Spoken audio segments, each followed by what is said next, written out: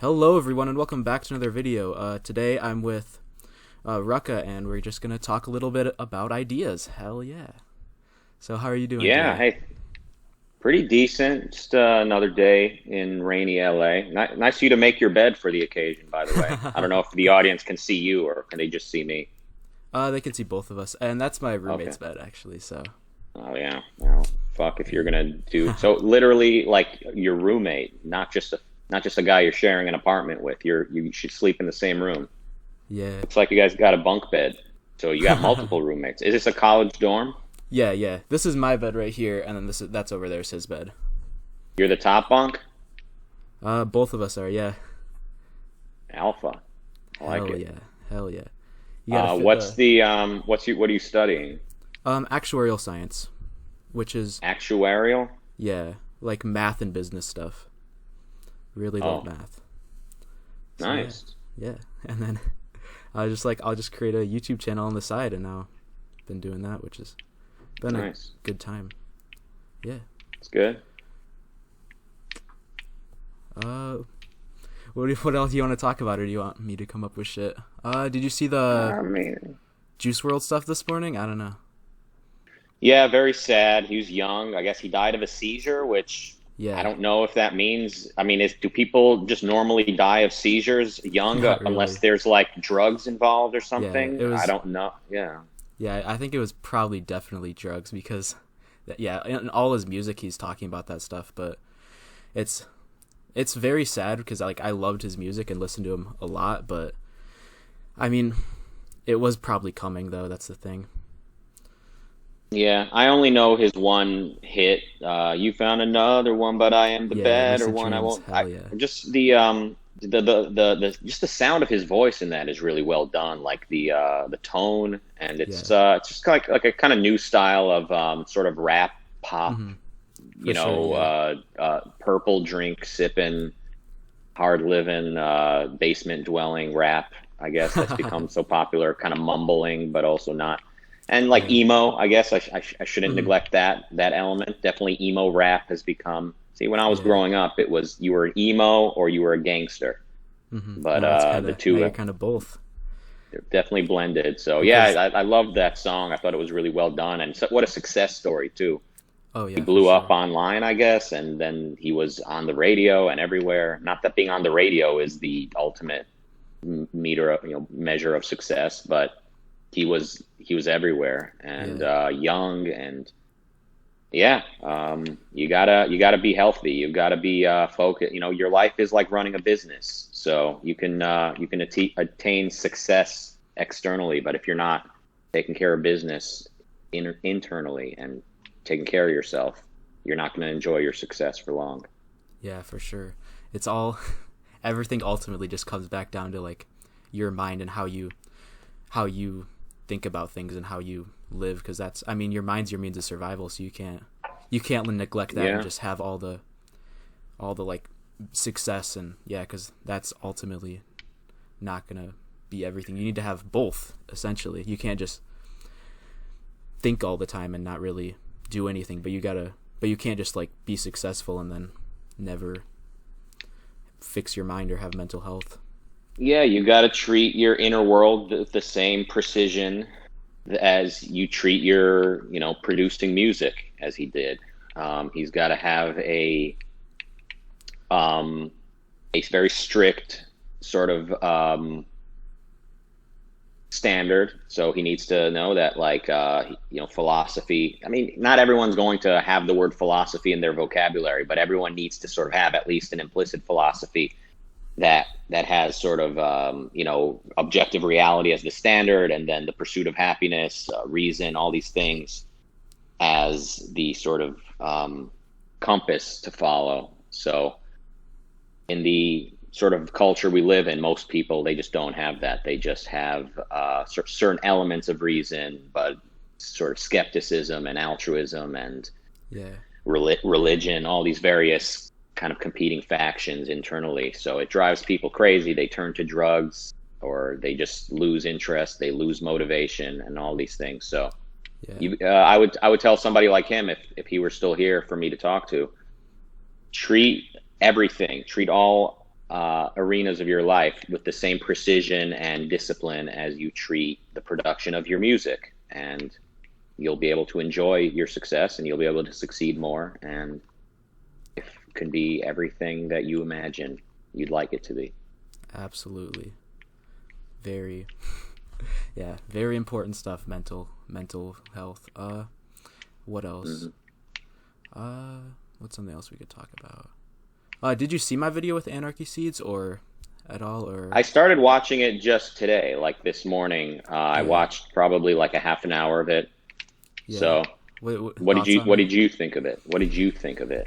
I don't know. I think I was very much too willing to just like let him say what he wanted to and not push back as much, I think.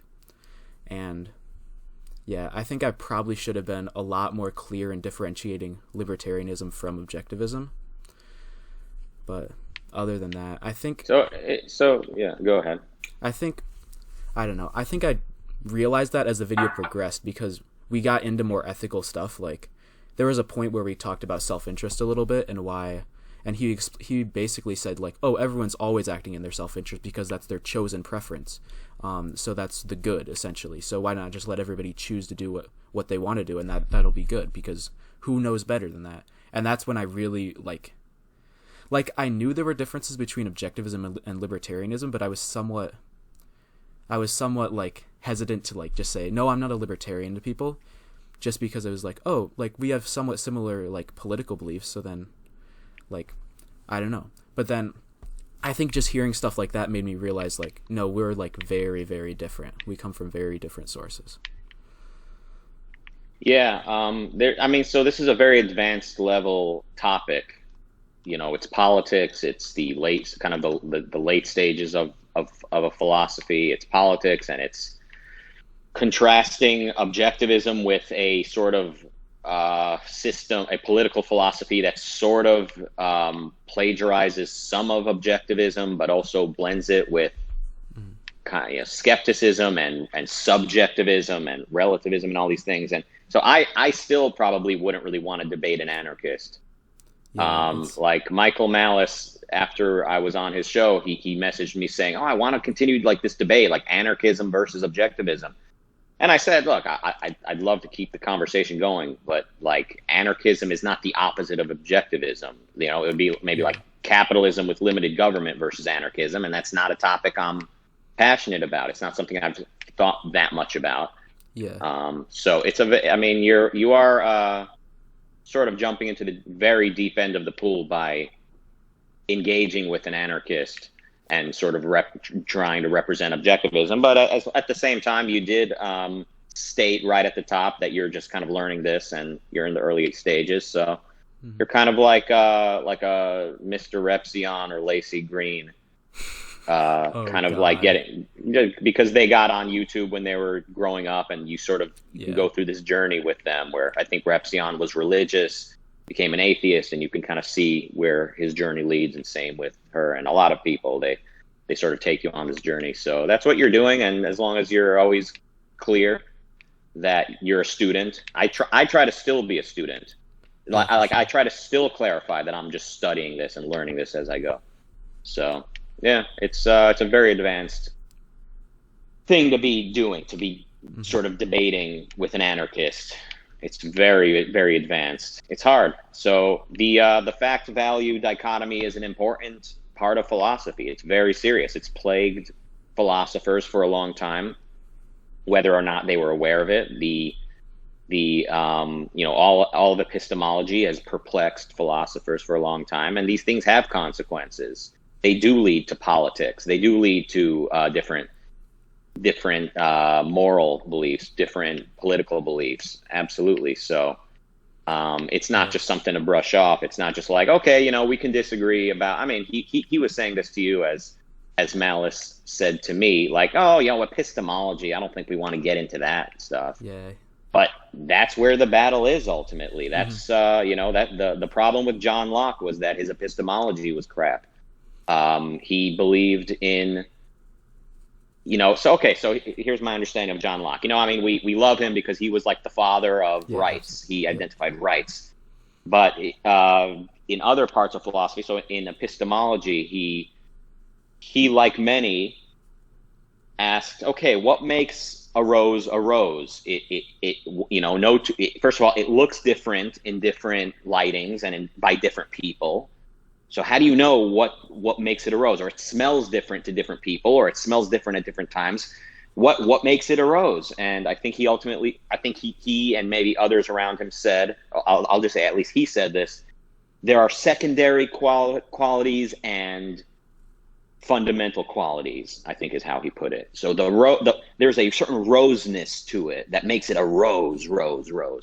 But then like the particular hue of the rose, the exact precise smell of the rose, that's a secondary quality. That can vary from person to person. Or it can vary, that's just how your sense organs interact with it. So that's not the essential quality. That's just a secondary quality. So right there, you can see him separating, kind of what Peikoff identifies in Introduction to Objectivist Epistemology in the chapter that he wrote for it, the essay that he wrote for it, the difference between like the analytic and the synthetic quality. So the analytic being like what makes, okay, water is wet. Water must be wet. There's no conceivable universe in which water is not wet. So water equals wet. End of, that's an analytic truth. It's true if you just write it down. Like it's not just true from like a specific measurement. But then the fact that water boils at a certain temperature, that's a synthetic synthetic, I guess, quality of water. It happens to be the case that water boils at a certain temperature or freezes at a certain temperature, but we can imagine a universe in which water happens to freeze at a different temperature. So that's not an essential part of water. Yeah, but then Peikoff. That reminds me of that idea in Opar at the beginning where it's like things. What is it? Like the absolute, like reality as an absolute thing, rather than like, oh, you can like go and like change this in a different universe, or it didn't have to be this way. So then, I mean, if it could be any other way, why can't there just be a God? Like, yeah, that's like the essential religious argument there. But like reality, that's how it is. Yeah. Mm-hmm.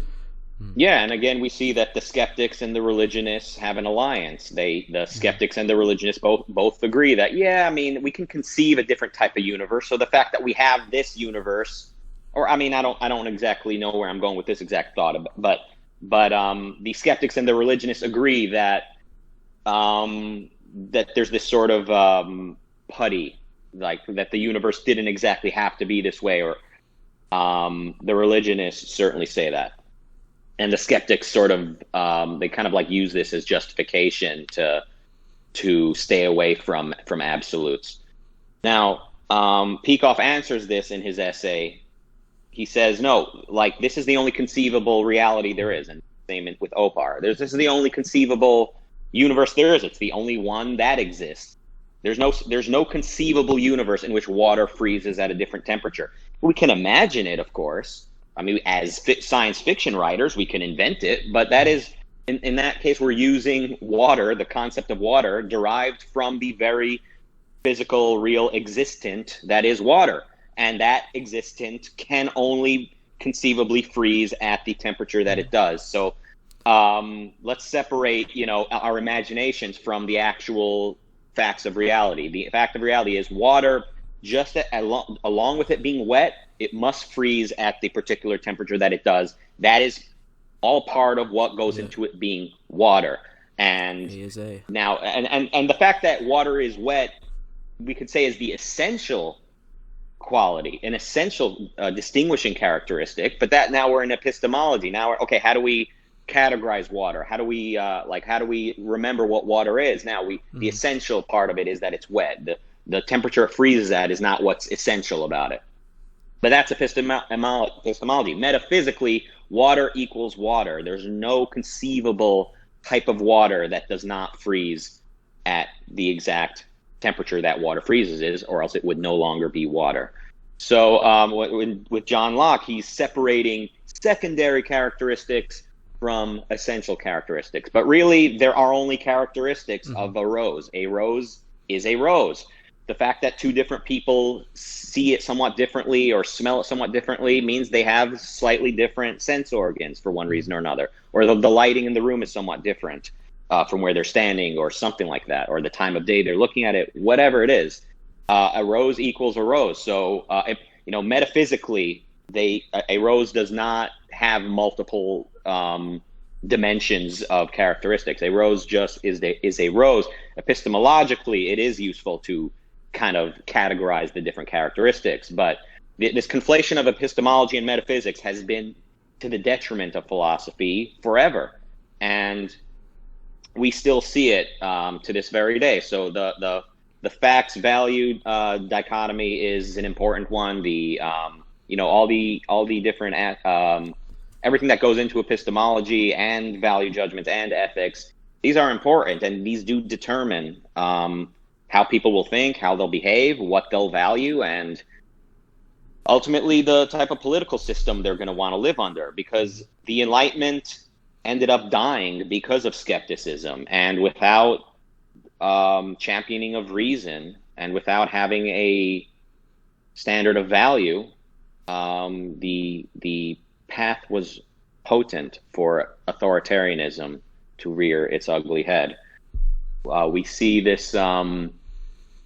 We see even we can see what was wrong with the Enlightenment by comparing it to Objectivism. So Objectivism says the standard of value is man's life. Mm.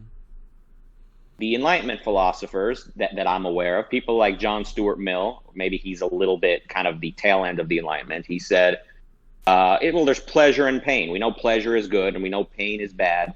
So I guess the moral thing is what brings the most pleasure to the most amount of people. And people like Sam Harris are still advocating that as sort of a scientific morality. What brings the most amount of pleasure to the most amount of people? No, the standard of value is man's life, and that includes pleasure. That definitely pleasure is a starting point. If something burns you, that it's deathly, and if something feels good, it could very well be good for you. But there's more you need to do to make sure that this is good for you or bad for you. Something could hurt, but it's necessary to keep you alive, and all that. The standard is man's life, and they didn't have that in the Enlightenment, which is one of the many reasons they ended up withering away. Yeah, and it seems like John Stuart Mill kind of just smuggled in that premise of like we need to make for the most amount of people. Like he identified that pleasure and pain are important, and I think they somewhat are, because they are ways to like see like what is good for your life and bad for your life. But he kind of just randomly smuggled in like, oh, we need other people too, because I mean that was just the altruistic morality that has been around for all of Western history pretty much. Yeah. I don't know if he himself came up with the pleasure-pain standard. I don't know if that was around earlier. But that was kind of the standard by which he and others went by. Altruism sort of became the ultimate arbiter of morality, or the ultimate standard. And, so the Enlightenment, the sort of what they call the classical liberals, they had sort of kind of like a de facto egoism. So they were not explicit egoists, but it was sort of like de facto, and then that was easy to get rid of, and they got rid of it ultimately. And yeah, today it's laughable to say that your life belongs. I mean, not to say it's laughable. Like Yaron Brook talks about how if he travels the world and he asks the audience, "Who does your life belong to?" Everyone says, "Well, me, of course." And he sees this as a step in the right direction, which it very well may be. But when you talk to like moral philosophers, when you talk to scientists, and you say, okay, I believe objectively my life belongs to me, and then you talk to moral philosophers, you say morally my life belongs to me, they'll say, okay, that's a cute thought, but that's we have to factor in society. We live in a society, as Sargon might put it. Yeah, absolutely. Where do I go from there? Well, so your talk with the anarchist was, like I said, it's a very advanced level topic. I'm still hesitant to have that conversation with anyone. I really want to be at the top of my game. I think so. It's a big one. I think a big reason why I did that is just because I didn't necessarily start doing this channel to like spread objectivism or like talk about like convert other people in a sense. It was more for my own sort of mental clarity on the topics. So I feel like I gain a lot of mental clarity by like debating with other people and like explaining them my positions and like fleshing out different thoughts that I have in contrast to their thoughts. Like I know here at college, like I've had a lot of conversations with like a lot of somewhat religious people or a lot more like nihilistic type people, and like I feel like from those conversations I learn a lot more about like some of the stuff that Rand would point out about those people and their psychology, and then I'd also learn better how to respond to those sort of things and more of an understanding of how different and important objectivist philosophy is, because almost every conversation I have with people will start politically and then slowly it'll just reduce down to like ethics, then epistemology, and never really gets all the way down to metaphysics, but like it essentially kind of does, because I mean they're all connected. Epistemology very much relies on metaphysics. Mm-hmm. Yeah, I mean everything ties to everything, and that is where those conversations usually do end up. If you haven't, check out Rand's book, The New Left, or the New Left is what it was called when she published it. The New Left, the Anti-Industrial Revolution, and then it was republished with a few extra essays, I think, by Peter Schwartz. Is that called one? Return of the Primitive. Yeah, Return of the Primitive. Yeah, I have that one. I think so. That one is specifically for college students. Nice. Like as Rand writes in the intro, because it confronts a lot of the topics that you hear about in school. Yeah, for sure. And it was written during like the hippie revolution. So it was a very clarifying book for me. I think it might have been the first nonfiction from Rand that I picked up. I happened to find it in the library of the community college that I was attending, and I was like, oh wow, Ayn Rand. Like I had read all of her fiction, but I was like, okay, this is cool. This is, let's read this. And in one of the essays, Rand wrote that ancient Greece was the birthplace of philosophy, and somebody had pointed an arrow at that sentence and written the word racist. So someone at the school did that. I was like, oh wow, that's interesting. I mean, I knew that's a stupid allegation. I mean, Greece was or wasn't the birth of philosophy, but it's so interesting to see the students of the school leaving their mark there, and it blows my mind, of course, that somebody could come across a book so valuable with such power, life-enhancing ideas, and if they're not open to it, if they're not opening to having their life enhanced, if they're not open to having their clarity improved, they're just going to scrutinize it from that academic point of view and from that sort of postmodernist standard. Yeah, so, absolutely. That's how, I mean, that's kind of how we're taught history and all those sort of things just throughout. Like I remember back in high school, I was in a U.S. history class, and the way they talked about the Gilded Age was absolutely terrible. Like they referred to the industrialists of that time as robber barons. Like that was like they were the name, robber barons, and they'd always focus on like, oh, child labor and the slums and all that shit. And I mean, I did have a really, really liberal teacher, but I mean, it was so biased, and that's what they do. Yeah, it's crazy. I mean, it's amazing to me that anyone in America is still remotely friendly to capitalism. Yeah, it's sure. It's the ghosts of the founding fathers still walk among us. It's incredible. No matter how much our intellectuals have been corrupted, and no matter how much goes wrong with this culture, and a lot has gone wrong, there still seems to be this individualistic spirit that just won't quite be extinguished. Yeah. It's just this flame. So see how much good can come from just a handful of egoists, from just a handful of champions of reason. Just imagine if a handful of objectivists someday have influence enough to form a country or to influence this one. It would be a very, very powerful thing. That's very exciting to think about, but it's also very, very pessimistic about that sort of stuff. Being involved with different people and involved with different political stuff on campus, just to like, I don't know, talk to people that I disagree with, and it's just like, it's very, I get very pessimistic sometimes, especially, I went to this like Democratic debate watch party, and right afterward I just felt very, very non-optimistic about the future. Yeah, I mean, I haven't watched the. I think I've watched bits and pieces of the Democratic debates. It is pretty gross how much pandering they do, and just how much they take for granted that capitalism is off the table. And then though the Republican debates are more interesting because they still like kind of try to pay lip service to capitalism and private property and all of that, but it's ultimately pretty depressing as well. Yeah, we'll see how that goes. I still watch those. We'll see how those go in a few years when it's like the nationalists and those people are a lot more prominent. But yeah, we'll see. It's going to be interesting to see. Then they'll have to appeal to those Tucker Carlson type talking points, and that's not something I want to see out of the Republican Party. Because then what do we have? We don't have anybody to support, really. Yeah, I mean, Tucker Carlson existed already. He's been in the public.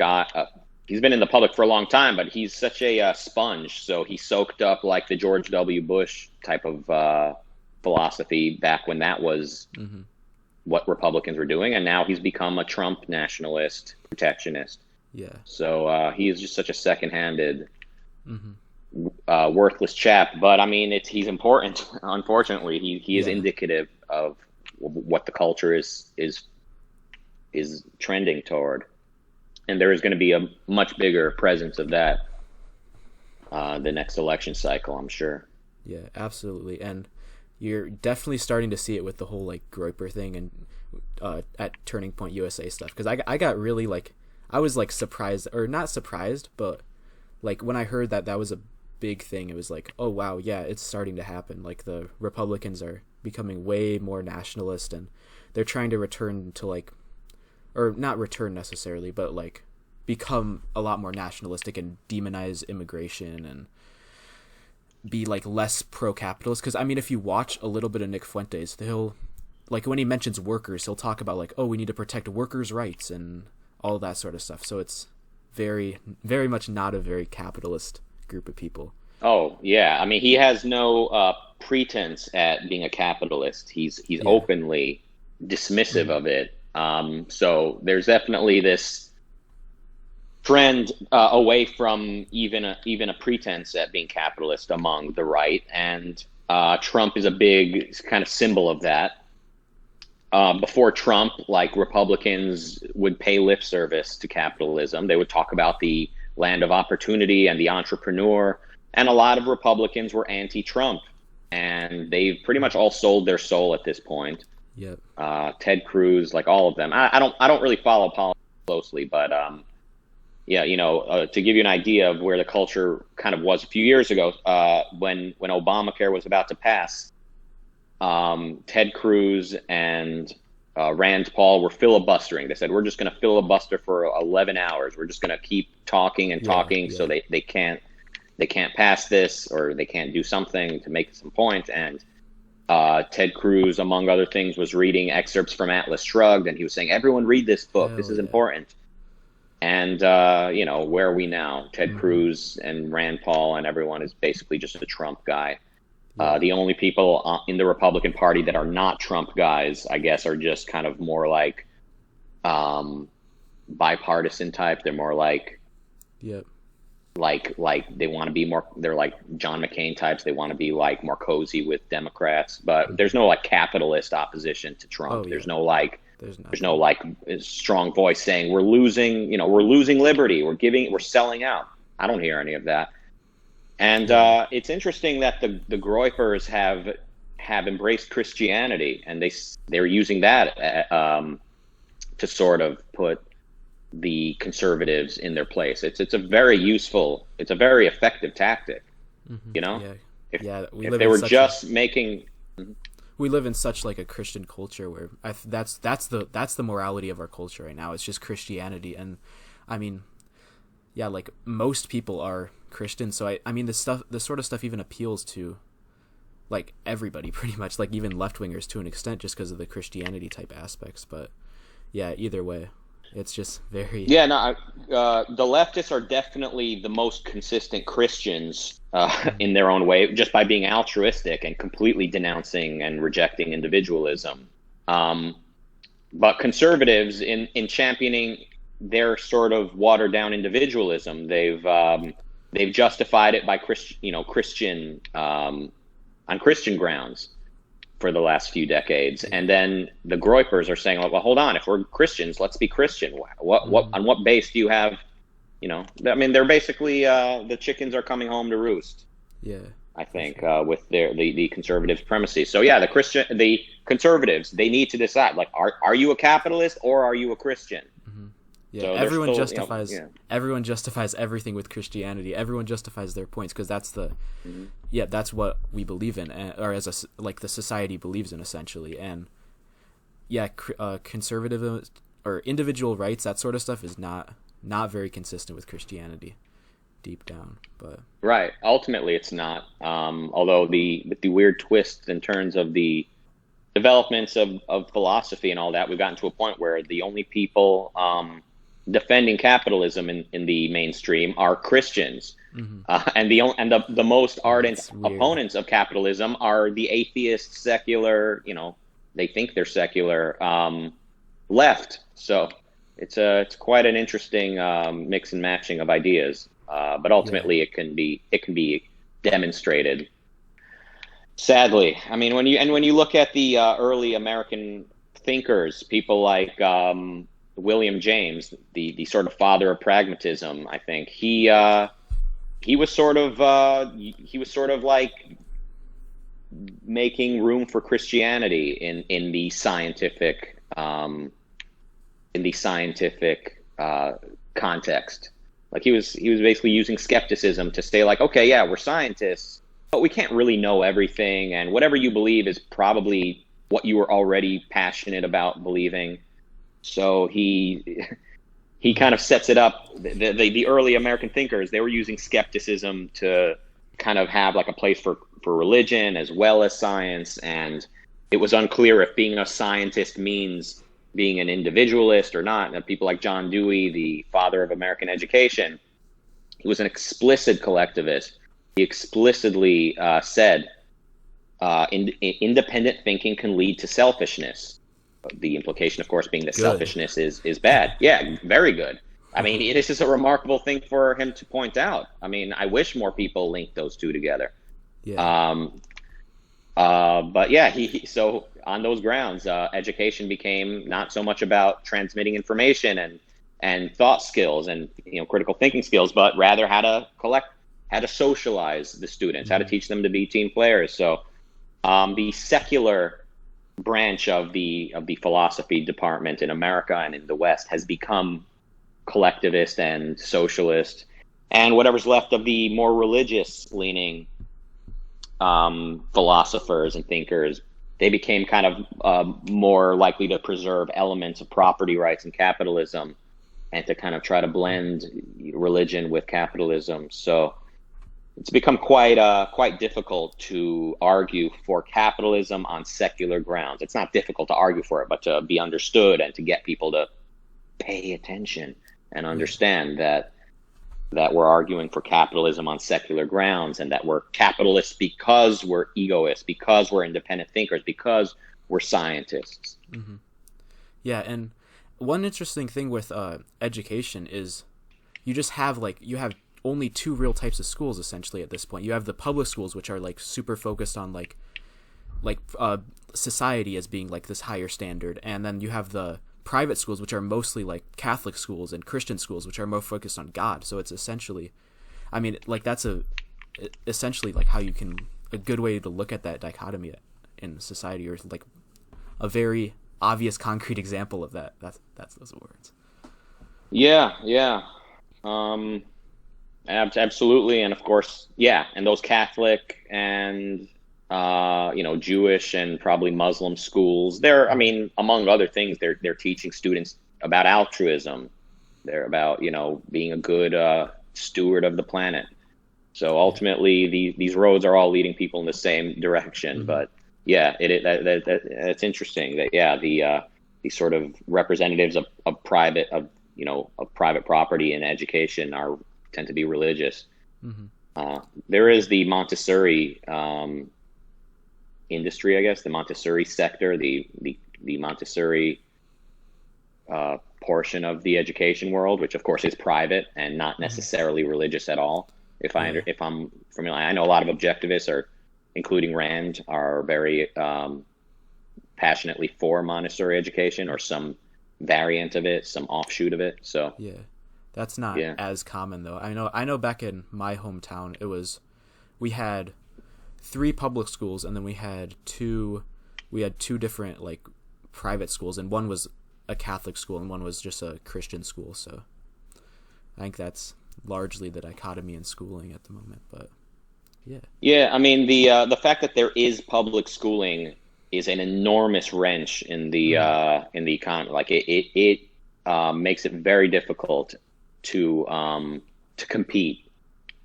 And it lowers the standard, and it just absolutely it keeps the greatest innovators out of the education system. So the education industry, I should say, out of that field. So I mean, if education were privatized, which should be the ultimate priority, I think, in politics. If education were privatized, I think you would see like the Silicon Valley energy going into education, which could be a world-changing thing. Absolutely. I mean, education's been pretty much the same for like most of American history. There's no real innovation there, and it's like so standardized, and everyone learns the same things, and everyone has like learns at the same pace, and that's just, it doesn't work. I mean, like we're all individuals, obviously, like that's one thing, and then there's just the fact that we are also in a like economy that's very specialized too. So it doesn't even make sense from a sort of altruistic standpoint either. What do you mean? Like we live in an economy with like a capitalist economy that's very like each person has to learn their own completely different thing, but then the education teaches everyone to learn the same exact thing. So it doesn't actually prepare people for the economy in a sense, if that makes sense. I'm not sure I follow. Can you rephrase it or just repeat what you said? So, like, a big reason why capitalism is, like, effective in a sense is because of specialization. Everybody does different things that are very helpful and beneficial to society, I guess, from an altruistic sort of standpoint. But we have an educational system where everyone's taught the same thing and, like, the same sort of structure and the same pace. And that doesn't necessarily work because everyone's going to go out and get completely different specialized jobs. So that's essentially my point with that. Yeah, I guess I see what you're saying, that everyone's studying the exact same things. I don't know, like maybe there is something to be said for like early education being basically kind of one size fits all, so that everyone knows basic math, arithmetic, basic English. But yeah, I wouldn't throw around the word altruistic the way you just did, because that word does mean like otherism, self-sacrifice, ultimately as the standard. That was maybe if you meant to say from a utilitarian perspective. Yeah, that's probably more accurate for what I had to say there. But sometimes I can be very sloppy with concepts, but that's what happens when you're. We're all human. We're all human, to use a used sort of anti-concept or muddy. I don't know what the fallacy is there, but it's a very sloppy convention. Yeah, like it's a conventional thing that people should really not do. It's not a great use of language to say we're all human, because what does that imply? Like there's a higher standard, but where is this higher standard? I think they may say we're all fallible. We're all not born perfect. But absolutely, using human as interchangeable with flawed is very revealing. Absolutely. That's how most people think about things. I mean, that was the biggest thing for me when I was religious, for how I justified religion. It was just this idea of like, oh, we're all like weak people who can't think for ourselves, so we need God to basically give us happiness. We can't achieve happiness on our own, so we need God. That was my biggest justification, and that's definitely the biggest thing that Rand changed for me. It's just my view of human beings, and that ultimately just led to most of the other stuff that I believe. I think that was probably the biggest. That's interesting. Mm-hmm. So what religion were you in the first place? I was a Catholic. That's a big one. That's a tough one. Yeah. To break away from, I imagine. It's a very guilty one. It's not. Oh yeah. It's not. But it's also probably the most intellectual one in modern times. Definitely. So it is yeah. I was very interested in like Thomas Aquinas and stuff, and trying to like prove religion through rational means, but I obviously failed because don't believe in God anymore. Did you feel like you had a personal relationship with God? I thought so at the time, I think, but I also was someone who was very much like, compared to other people who were religious and I would talk with and was friends with, like, they seemed to be a lot more into it and like had like visions and shit like that I was like, I've never gotten any of those. Like, what the fuck are you talking about? So yeah, but I mean, that's got to be a very big sort of thing to go through, being kind of doing away with religion. It's not a oh yeah, for sure, it's no simple feat. Yeah, no, there were a lot of like arguments with family, more discussions, I guess. There were times that it was like, because I still had to go to church back then, and I was very like, I would push back against that, but I don't know, ultimately I love my family. They treated me very well, and like I still like going to see them. I just didn't necessarily feel like I should have to go to church if I didn't believe in anything. So, but I mean, I just would go because they wanted me to, I guess. After a while, I kind of just made peace with it, because I mean, that's what I would have to do. I couldn't hold these relationships with weekly conflict. Yeah. Ultimately, it is sort of one or the other. Some people, they do try to sort of have objectivism and religion as well. Ultimately, the ethics of Catholicism are incompatible with capitalism, and they make it impossible to defend capitalism and to literally defend your person, to defend your country. Like when America's attacked by by Muslims or Islamists or whatever, it's the ethics of altruism that make it impossible to fight back effectively and decisively and quickly. So altruism is literally a matter of life and death.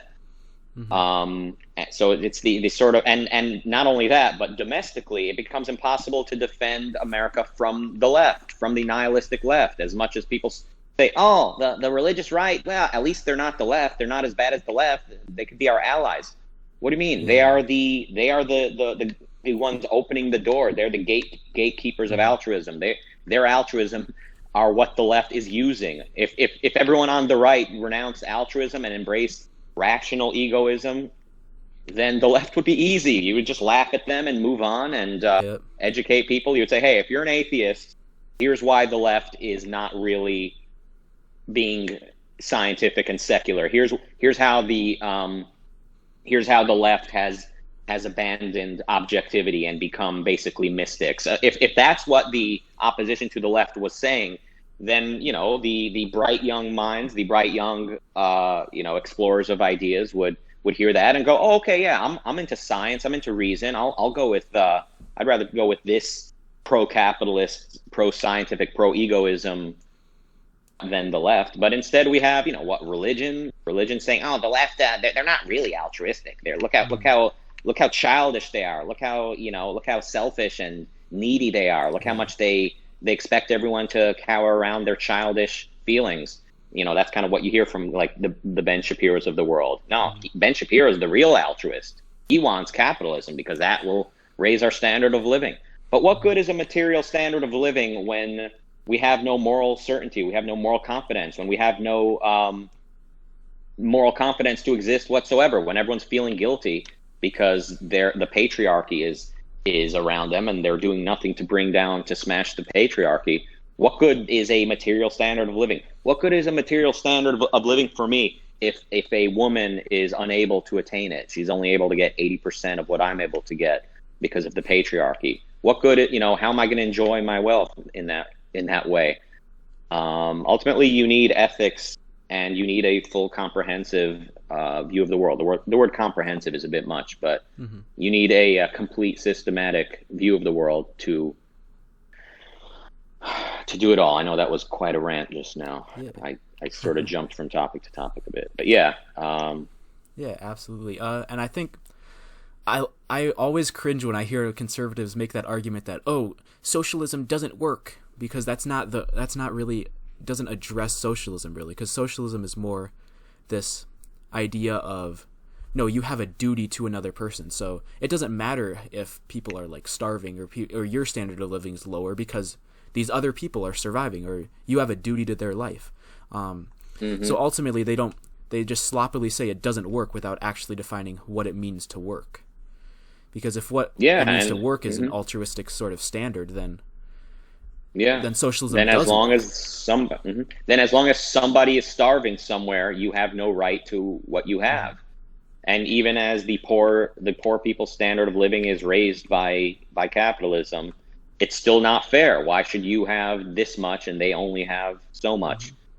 So it just used as continuous grounds to expand the socialist elements of the mixed economy, and as we see, ultimately the nihilism of the anti-capitalist philosophers grips us, and we become sacrificers not to the poor but to the trees, to the snails, to the grass, to the future generations, to the past, the Indians buried in the wilderness. It's everyone except for yourself. So these people all agree with one another that selfishness is the problem. Selfishness is what got us into this mess. Selfishness cannot possibly get us out.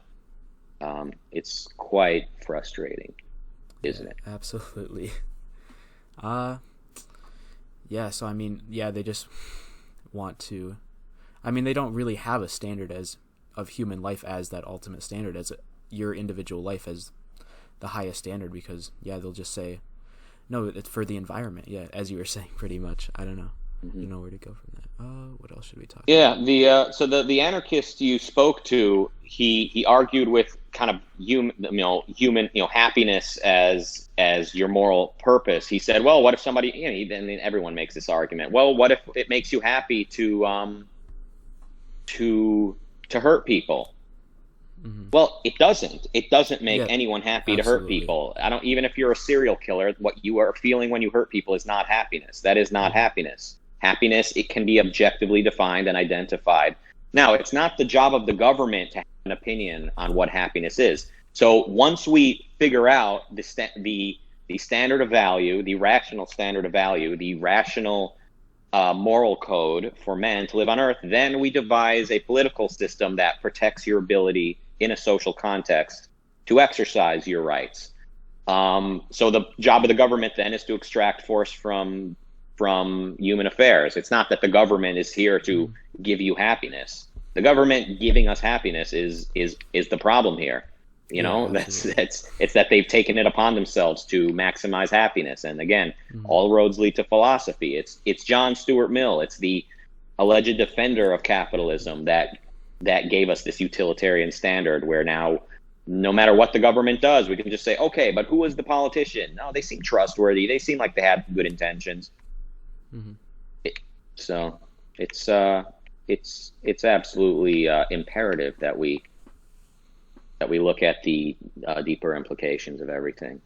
And I think, one thing, he just didn't view happiness as this objective sort of state of being. He viewed it more as just what you find pleasurable at the moment, and that it's not a very good standard, because happiness is an objective state of being, and it's not something that is like your emotional state at the moment. It's something more underlying. Like a serial killer can't be happy because he doesn't have that underlying sense of happiness. Like deep down, he's a very broken individual with a very broken psychology and subconscious who can't really feel true happiness that someone with an integrated mind can feel.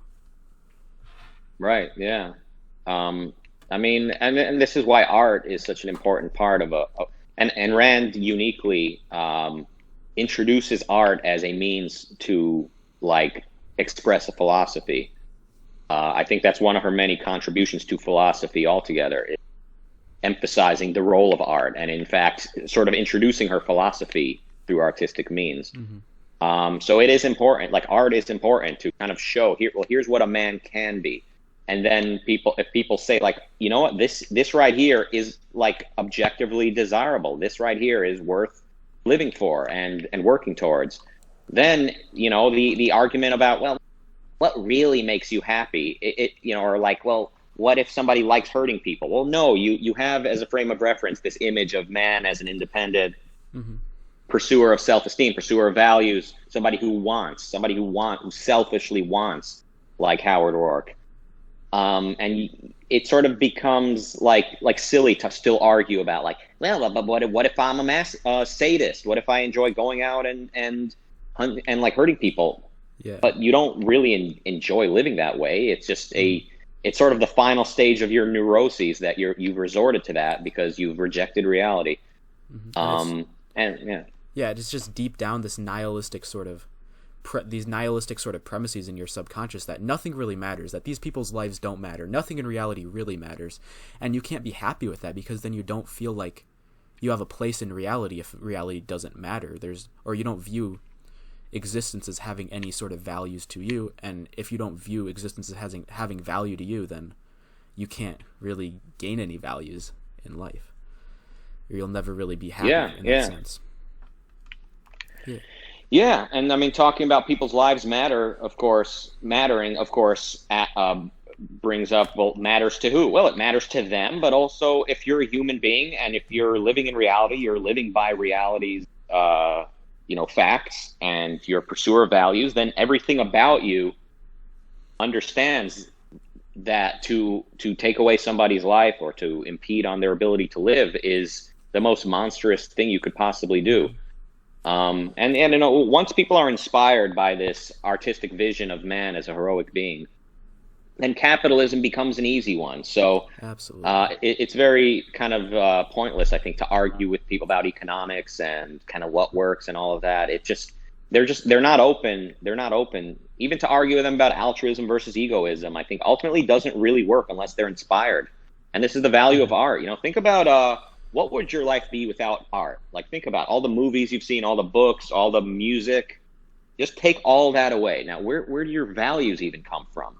Yeah. Well, okay, like I grew up, I liked my friends, I liked the girl down the street, but even like your sort of vision of like what romance looks like and what friendship is, like if you had never had any exposure to art, like there's no sort of where would ideals to pursue? There's no like concrete sort of ideals because because everything that comes into your like mind and that you integrate into your subconscious and mind comes from reality, and if you don't have some sort of concrete that you can look to as some ideal, you can't really pursue that.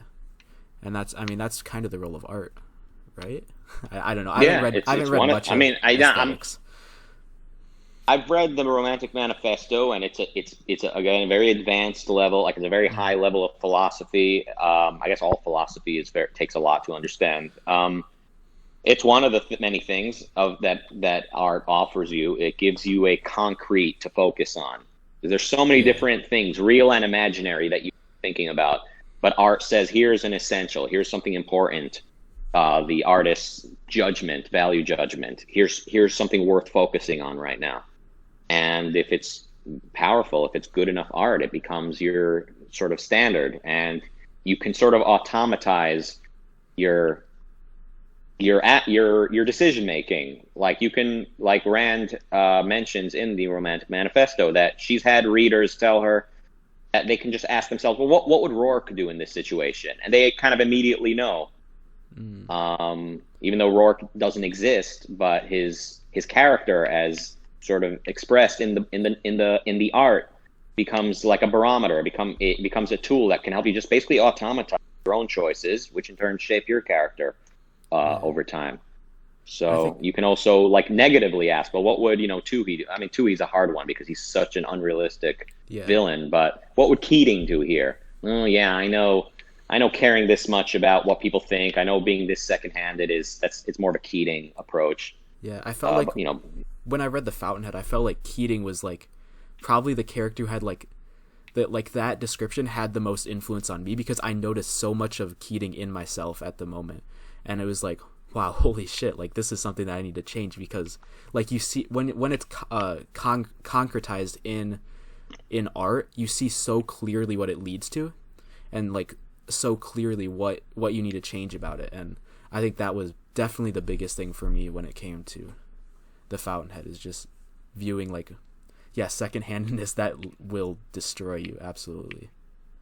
yeah, yeah. I mean, you know, anyone who tells you they read The Fountainhead and immediately identified with Rourke and, you know, did not identify with Keating, well, I shouldn't say anybody, but I think most people are lying or something. I mean, it's so Yeah. relatable, this Keating. And in the early parts of the book, I'm thinking to myself, like, yeah, but maybe Keating could win at this. Maybe Keating, I mean, yeah, he's schmoozing, he's BSing around, but you know, he's going to be rich. I mean, money matters, right? But I Yeah. think you know, you can't exactly predict where you're going to end up in life. I mean, where people are going to end up because there's so many variables. But um, yeah, Keating's ultimate fate in the book is it is realistic, and Mhm.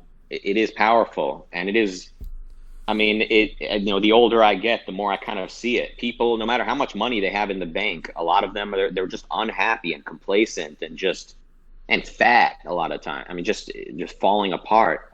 Mhm. So it's I read The Fountainhead once, and then Oh, I you're read it cutting out. again in my. Oh, do you hear me? Yep, yep. Yeah, you cut out for Oh, a little bit there, yeah. but sorry. So I read The Fountainhead twice. The first time was as a teenager, and then again I read it in my late 20s. And the second time I read it, I really noticed where the two characters end up. Just that Mhm. Rourke seems to be getting younger with time, and Keating is the fat one who lives with his Oh mom yeah. and loses his. Yeah, it's like Yeah. it was hardly what I was even thinking about as a teenager, but now, like the older I get, the more I'm like, yeah, these character decisions really do affect ultimately kind of how you end up, Mhm. and if you're able to preserve your youthfulness. Hmm. Yeah. Yeah, cuz Keating kind of like all the success that he gets comes at the beginning of the novel, and and then it just is downhill from there. And for Roark it's the other way around. Like it's slow and a lot of development, and takes a lot of like what's the thing? It takes a lot of like struggles, and but he eventually reaches like a much higher ideal and is just continually progressing. And I mean, that's how you want to live. That's the sort of life that is absolutely ideal. Yeah, yeah. Um, and then, like, you know, almost at the end of the book, Rourke brings up the welfare system and how, like, you know, he doesn't recognize the right of anyone to take his building and turn it into a welfare house. Hmm. And you know, this is like the first time I think politics even comes up in the book. And at that point, Yeah. it's like, oh, okay, sure, it's derivative. It's not That's not what's important to Rourke more than anything. His work is what he loves. His romantic affair is what's important. Like these are what matters. And then, oh, politics is sort of derivative of those more important things, and they are politics is important. Yeah. So you know, I can't even imagine Rourke, you know, being sort of neutral on the political level, kind of like, oh well, you know, I love my work and all that, um, but you know, I mean, yeah, I guess the government should have some of a role to play in the economy. I mean, you can't even Yeah. imagine that. Like Rourke, he's an integrated person, Hmm. but politics is just such a an advanced level. It's such a Yeah. derivative, late stage part of his worldview. And just like I said earlier, like it becomes basically easy to get people on board with capitalism if they're inspired by individualism, if they Hmm. come to understand they have one life and their only chance at attaining happiness in that life is to be free and to have a rational code of morality and a rational standard of observation and integration and all that. Then once they're at that point, they're begging for capitalism. They're begging for to kind of learn more. And that's the only Absolutely. way this is going to work. You know, for better or for worse. Hmm. That's the only way any of this is ever going to spread, I think. So, Yeah, and people, when you try to talk to them about anything somewhat philosophical, a lot of people, their eyes just glaze over because they're like, oh, why does this matter? This is just little nuance. It doesn't mean anything. We're all gonna be here in 30 years and just talking about this stuff, and it won't have any difference on any of our lives. And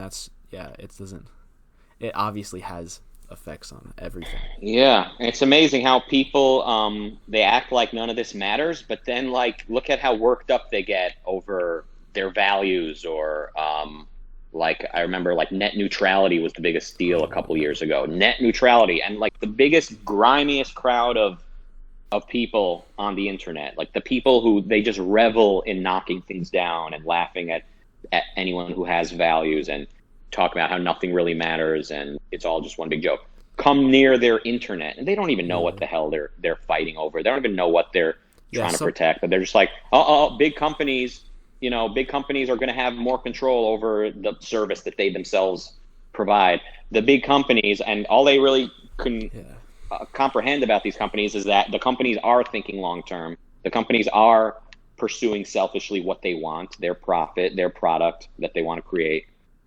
And they're threatened by that. They're implicitly shook by that. So the enemies of reason, the enemies of capitalism are basically all one and the same.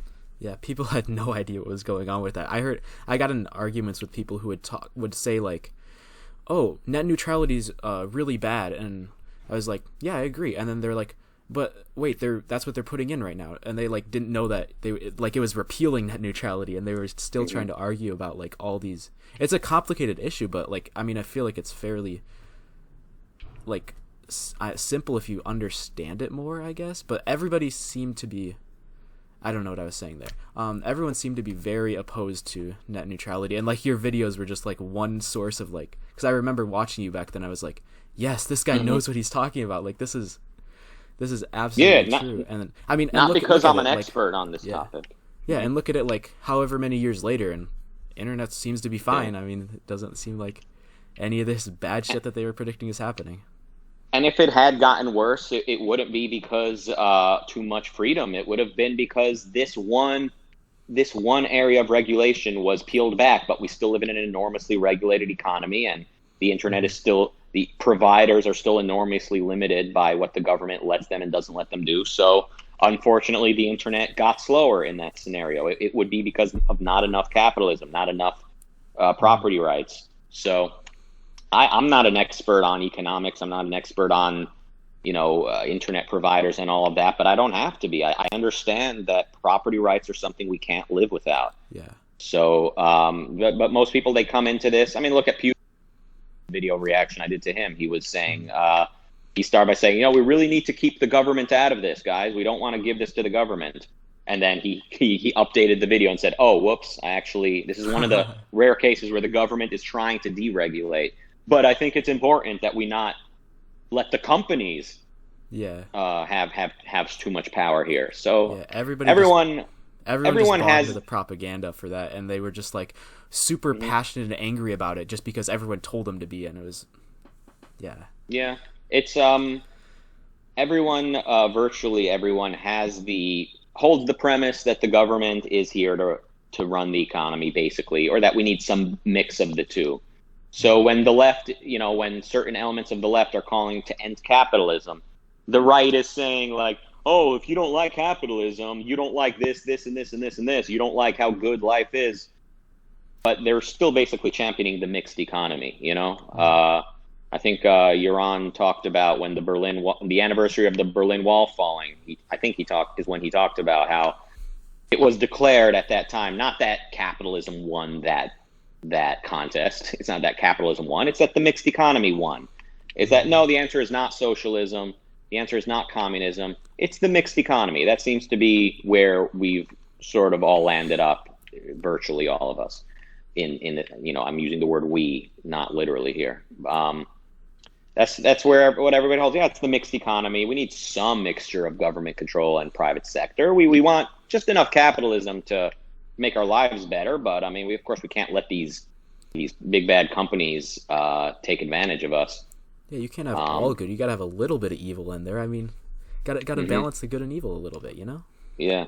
And you can see in Atlas Shrugged that type of mentality at work, until they go on strike, until the industrialists say, you know what, live free or die, they say, and they and the masses can't use them anymore. They can't enjoy the fruits of their planning and executing.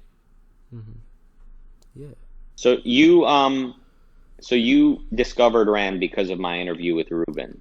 I knew about her beforehand just because of like I was a fairly I would have considered myself a libertarian back then, and I would just I don't know, I was looking at like political compass memes for some reason, and then I saw a picture of Rand on one of them, and it was like insulting Rand.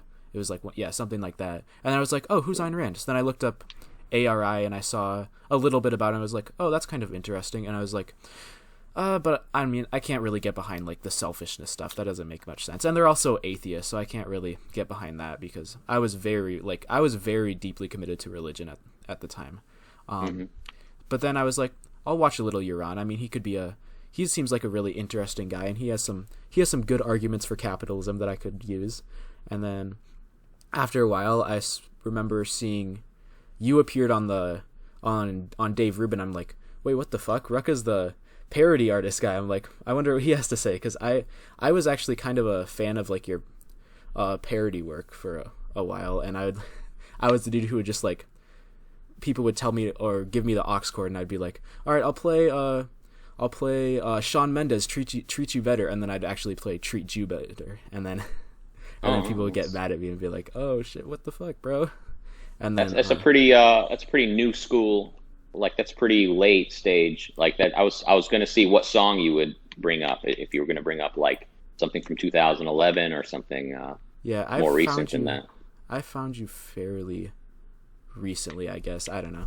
But then, yeah, I watched you on Dave Rubin, and I was like, oh shit, this dude, like, this shit's like actually true. Like, because you talked a lot about like the nationalist right and like all that sort of stuff, and it was like, oh, he's talking a lot about Ayn Rand and talking about the inspirations of the Fountainhead and stuff. So I'm like, I should actually like look more into Ayn Rand than I've already have been. And I was like, I'm gonna buy the Fountainhead, and then I read that, and then rest is history. Hell yeah.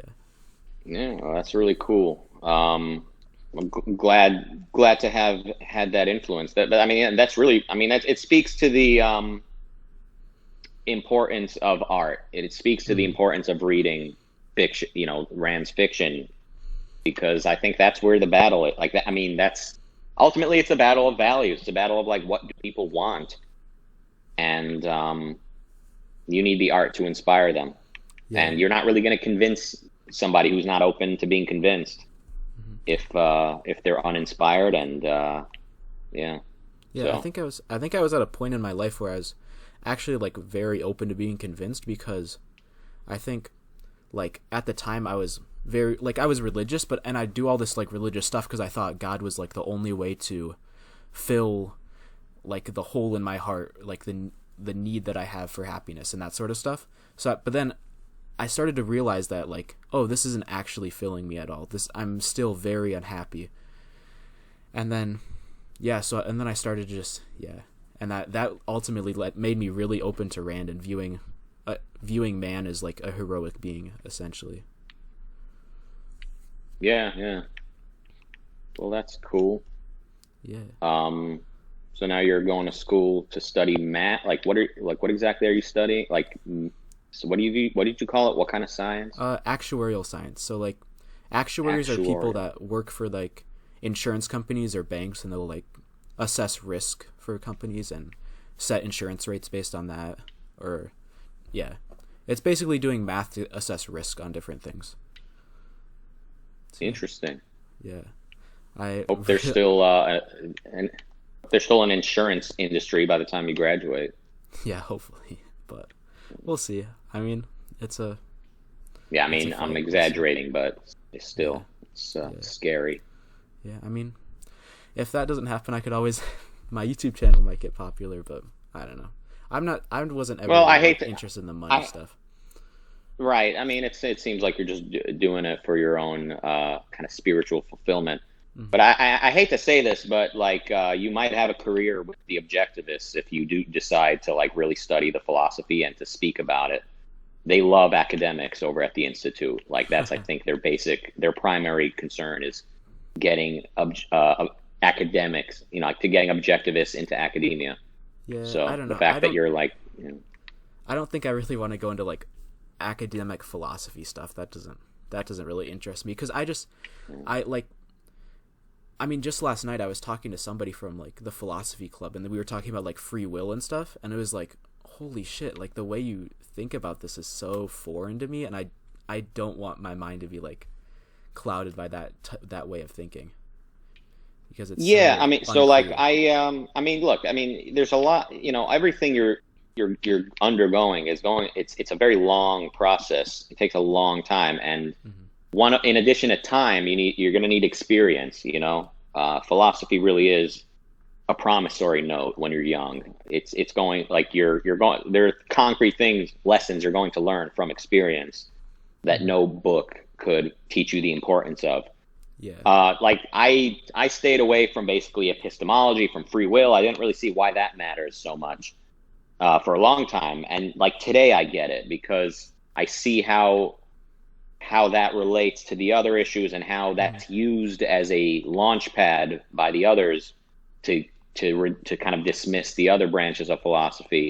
If there's no free will, then who are you to say that the government should? I mean, it's a self-refuting position to have that there's no free will. It's just you're It's fairly it's stupid, but I mean, people still hold it, and yeah. and then you end up with a world where the so-called scientists are the ones saying that a human being is basically a rat, is basically just reacting to stimuli, I should say, and then good luck fighting for political freedom in that with those premises, and good luck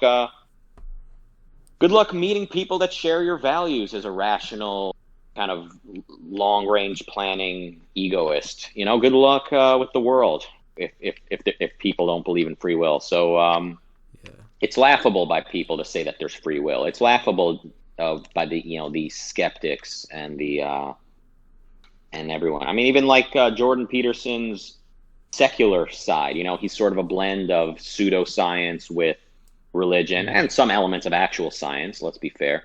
But like his secular side is a pragmatist. His secular side, kind of does away with like actual free will, just as Sam Harris does, just as all the contemporary thinkers reject, what they call libertarian free will, like actual free will, because it's a part of philosophy that's been neglected and has never gotten the due it needed until Rand.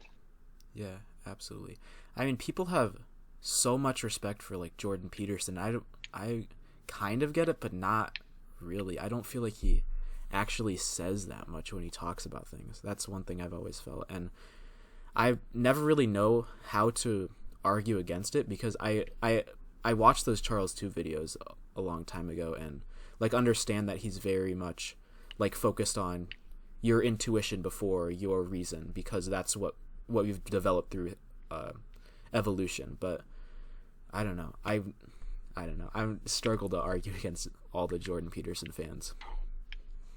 So, I mean, you were raised in a kind of modernized religious home, it sounds like, with like good family values and kind of sort of a form of misintegration, as we can call it. Like it's integration. It's not nihilism. It's not disintegration. It is a type of integration, but it's a misintegration, right? It's integrated around God and the supernatural. But nonetheless, it sort of gives you this sort of you grew up with values and like you understand what it means, which is I think part of what made you so susceptible when reading The Fountainhead and to being inspired and kind of following that, and a lot of people aren't. So I think Peterson he reaches people that grew up in this very nihilistic culture and sort of products of the kind of modern philosophy environment and products of the modern progressive school system and the types of people who live with this dichotomy of like, well, you can be scientific a scientific materialist, or you can be religious. And we're too intelligent to be religious. We're not going to believe in those fairy tales. So we end up looking like the amazing atheist. If you look up, if you know who that is on YouTube, he's just Sadly. the ugliest, most unhappy, boastful, like insecure. I mean, I'm being a little bit mean right now. I don't need to say he's the most. He's probably the most nihilistic guy I've ever watched on YouTube. It's very. And I watched a few of his videos when he was young and skinny, and there was like a youthfulness to him that was likable and like curious. And now when I look at him, it's like he's aged 30 years instead of 10, and he's just very. I mean, but again, you see the consequence of this false dichotomy between materialism and religion. So I think Peterson is reaching people who previously thought, well, look, I'm a rational scientific person. I'm not going to be religious. And then they end up with this very nihilistic, kind of short range, kind of animalistic attitude. Ironically enough, they're supposed to be the man, the rational being. They were supposed to be the scientists, but they end up living like bums. They end up living like miserable, insecure, unhappy gamers.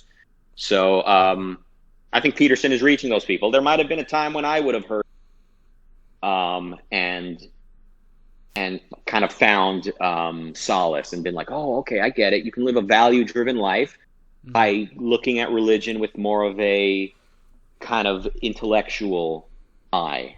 So I think that's who he's reaching. He's reaching sort of kind of like former atheists. Like he's making them not atheists anymore. And in fact, the people who used to laugh at religion just a few short years ago, a lot of them today are saying like, oh, did you think religion is just fairy tales? No, you simpleton. Religion it's part of our, evolutionary identity. It's a way of, of spreading certain heuristics and signaling certain universal truths and evolutionary kind of implanted knowledge. And I hate to say it, I've even met objectivists who are cozying up to this pseudoscience because people need values, and if they don't have it, if they don't recognize if they don't recognize the kind of proper course to rational values, then they're seduced by Jordan Peterson. They're seduced by what he's presenting. So I think he is the future. Unfortunately, I think he's indicative of the direction the culture is moving, at least a big portion of the culture. Absolutely. I mean, he's kind of pulling. He's making that the Republican Party a lot more, or the conservatives a lot more religious. So like he's pulling in all the conservatives who are atheists, and now they're becoming the religious types too. And I mean, it's just part of that pull of conservatives becoming more Christian and nationalist, which is ultimately the big thing. I mean, I think there's a lot to unpack there. Like a lot of the people he's reaching were lifelong Democrats, as long as they were old enough to be voting. Like a lot of the people he's reaching were never Republicans until Trump and the sort of modern sort of anti-SJW trend. So he's bringing a lot of people into that Republican. So Republicans have been religious since at least since Reagan. This is not like something new. If anything, they've moved away from religion in the era of Trump, and much more towards nationalism, pragmatism. But but Peterson is making kind of atheists religious again in a certain respect. That doesn't mean they're all going to vote against abortion right away, although we are seeing that. We are seeing a lot of people who are kind of lifelong atheists who have always been for abortion, for the right to abortion, now saying, well, hold on. I mean, abortion, it's degenerate. It's murder. So, so, I mean, Peterson is bringing people into the Republican Party who never were. Not that Peterson would probably even call himself a Republican, but he is bringing people kind of to the right, who have always been kind of left leaning, and he's, and the Republican Party itself it has a lot more of kind of, sort of pragmatist minded right leaning people like Trump, people like like these Groypers, they're in a weird way, they're into the forefront of this nationalistic move, but they're also kind of in a weird way making it all much less kind of religious like it was. They're just making it much more sort of short range and pragmatist. They're basically saying, yeah, religion works. It's been with us. I mean, because think about like how they're talking about religion. They're not just saying God exists and I feel it. End of story. Yeah. They're not saying I love the Bible. My family and we love. Jesus. Really saying that. They're saying ethical justification with religion. Say that again. They're kind of providing religion's kind of providing that ethical justification for them that you need to have like any sort of legitimate political movement. Yeah, it's definitely there, and also they're saying the West is on fire. They're saying the West is crumbling. And how do we save the West? Let's look at what works. And there you hear Peterson, although Peterson probably wouldn't like me grouping him with the Groypers, but it's true. Peterson, he's been saying, look at what works. Look at what our ancestors did. If they did it, it clearly worked. They did it for a long time. And then the Groypers are saying, yeah, well, religion worked. Religion, it was around for a long time. And the West thrived, under Christianity. And a lot of these kingdoms, they kicked the Jews out. And there was a reason for that. So the Groypers, they're kind of taking Peterson's principle, and they're justifying religion, not just saying like, oh, I love God, the Bible. They're saying, hey, as a society, we need to look at the glue that has held us together. So Nick Fuentes is not getting up there and talking about, he has been to the top of the mountain and he has heard the voice of Christ. He's not saying that at all. He is saying, guys, like, we need to act fast. We are losing everything that makes our culture great. We need to get back to religion, self-sacrifice, and family values and order, not necessarily liberty. Only enough liberty that benefits the orderly society, ours. So yeah, it's kind of like a new type of religion, a new type of pro-religion that the new right is advocating, and we had it coming. I can say we had it coming. The Ben Shapiro type of religious arguments, they could not really be sustained forever. So yeah, good luck dealing with all of this. Mm-hmm. Yeah. So, do you think there's like any sort of like hope at the moment for, I don't know, anyone in politics right now that seems like they could? I don't know. No, politically, it's worse than ever, I think. I mean, the world is better than ever because of the elements of the economy that are still left free. So our standard of living keeps rising. I mean, today I can order what I need from my phone, and the free shipping that I pay for comes with endless movies and TV shows to watch. It's just, life has never been this good. I can meet new people through my phone. I can, life is just, I can communicate with the world. I can express myself over the internet and have the semblance of a busy life from my phone. But, politically, it's not looking great. But, the good news is, like I said, if culturally we take a turn for the better, politics becomes an easy battle, an easy problem to solve. So, yeah. So this might be something that you might probably disagree with, but I was gonna do a somewhat more defensive vote for Andrew Yang. But what is your opinion on him? I don't think there's a right or wrong way to vote at this point. I mean, there might be a wrong way depending, but it's listen, you listen to like Ayn Rand in the 1970s. I think she might have voted again. All right, she voted for Nixon because it was against McGovern. McGovern was just like an out and out socialist. Although back then he couldn't call himself a socialist.